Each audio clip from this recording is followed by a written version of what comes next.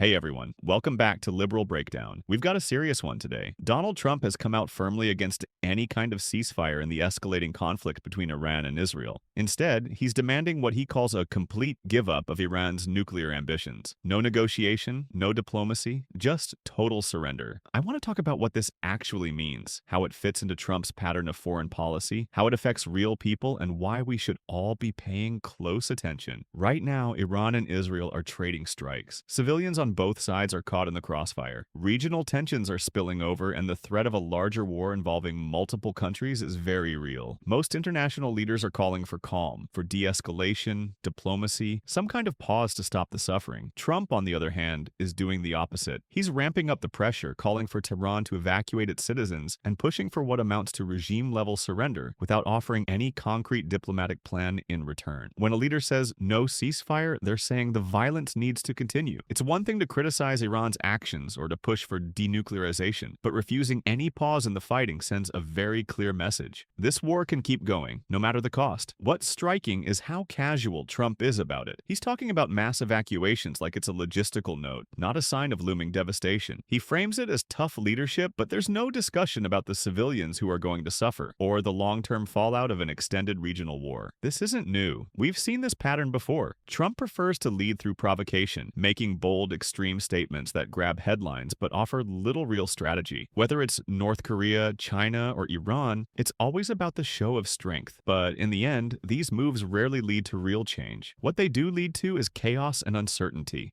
Breaking news this morning, President Trump arriving back in the U.S. just a short time ago after abruptly leaving the G7 summit in Canada early. And he had a stark message for Iran as that country's conflict with Israel escalates. He's not interested in a ceasefire. He wants a, quote, real end to Iran's nuclear program. Here's what he told reporters on Air Force One just moments ago. What specifically is better than a ceasefire? What are you looking for here? An end, a real end, not a ceasefire, an end. So something that would be permanent?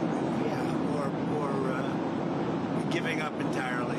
That's okay too. Are you close there? Is that possible? Is that possible in the next 24 Why not? Certainly possible. Complete give up. That's possible, yeah.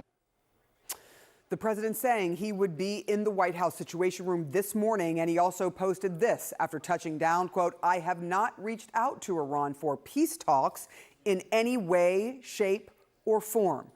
Before leaving Canada, he issued a dire warning to Iran saying that, quote, everyone should immediately evacuate Tehran, the capital city with a population of nearly 10 million people.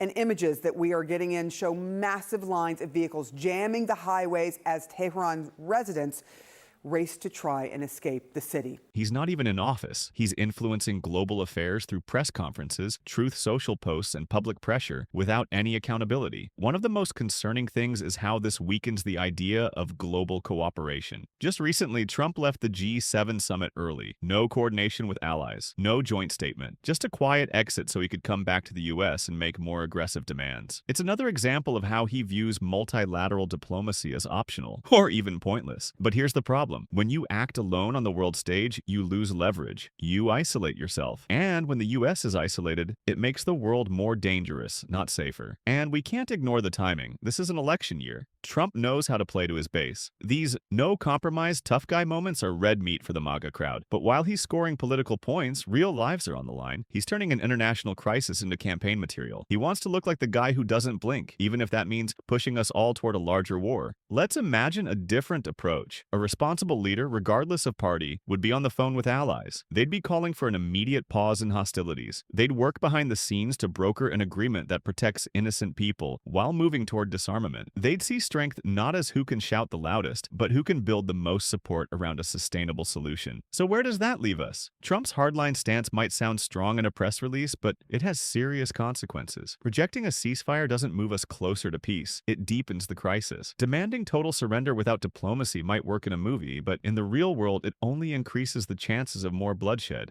President Trump has just posted new comments directed at Iran, aimed at the country's ongoing conflict with Israel. Here's what he posted on Truth Social just now.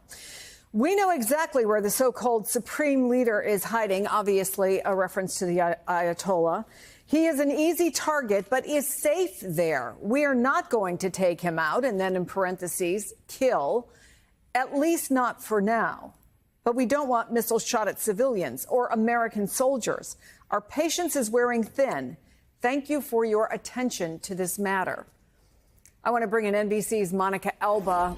Monica, this follows another posting by the president where he said we have complete and total control of the skies over Iran. And as we are waiting to hear that there may be a meeting with his national security team, what can you tell us about all this? Well, I think a couple things stand out from this, Chris. Certainly the language there that you just referenced, we have control over the skies, and then in that post that you just read aloud, our patience is wearing thin. I mean, all of this is raising the really key question here of what role the U.S. is playing or will play in this conflict between Israel and Iran. And the president is obviously taking to his social media platform to try to issue some pretty intense warnings and threats here about what, again, the U.S. may or may not do. And he's using that message and that platform to try to amplify what have been a couple of contradictory stances where in the last couple of days, everybody from his Secretary of State to other top officials have said the U.S. is not involved in this except for trying to pursue a diplomatic route, which we know right now has hit a dead end. First, he abruptly left the G7 summit, a space where world leaders were actively trying to prevent further escalation in the Middle East. Everyone else stayed at the table, talking de-escalation, diplomacy, and regional stability. Trump? He jumped on a plane, left our allies hanging, and rushed back to D.C. for what he called something much bigger than a ceasefire. And then, from the comfort of his social media bunker, he posted that Iran's supreme leader is an easy target. Just let that sink in. The former president of the United States is publicly suggesting that we could assassinate a foreign leader. But don't worry, he says, we won't take him out. That's not leadership. That's provocation. That's reckless saber rattling that could get people killed. And it's being done on a public platform with no oversight, no strategy, and no consequences. And if that wasn't enough, he goes a step further, boasting that the U.S. now has complete and total control of the skies over Iran. That's the language of war. That's a direct challenge to Iran, its allies, and anyone hoping to avoid another catastrophic conflict in the Middle East. He's not even pretending to prioritize diplomacy. He's bragging, like a man playing war games with real lives on the line. This is exactly what progressives and liberals have been warning about. Trump treats global conflict like a reality show. He bails on our allies, he escalates through social media, and he pushes us closer and closer to a war that the American people didn't vote for and absolutely don't want. This kind of foreign policy, if you can even call it that, is based on ego, not strategy, on impulse, not intelligence, on dominance, not diplomacy. And let's be honest, when someone starts posting threats and military flexes online like this, it's not about national security. It's about headlines. It's about attention. And that should terrify all of us. Because in the real world, these kinds of statements don't just disappear after 24 hours. They shape how nations respond. They shape how wars begin. So if Trump wants to call himself a strong leader, then why is he constantly choosing spectacle over substance? Why is he rejecting peace talks in favor of cryptic messages, exit stage left stunts, and military brags? The truth is, there's nothing strong about playing games with international security, and there's nothing patriotic about pushing us toward war just to make yourself look powerful. At the end of the day, this isn't about politics. It's about consequences. Thanks for watching, and see you at the next one.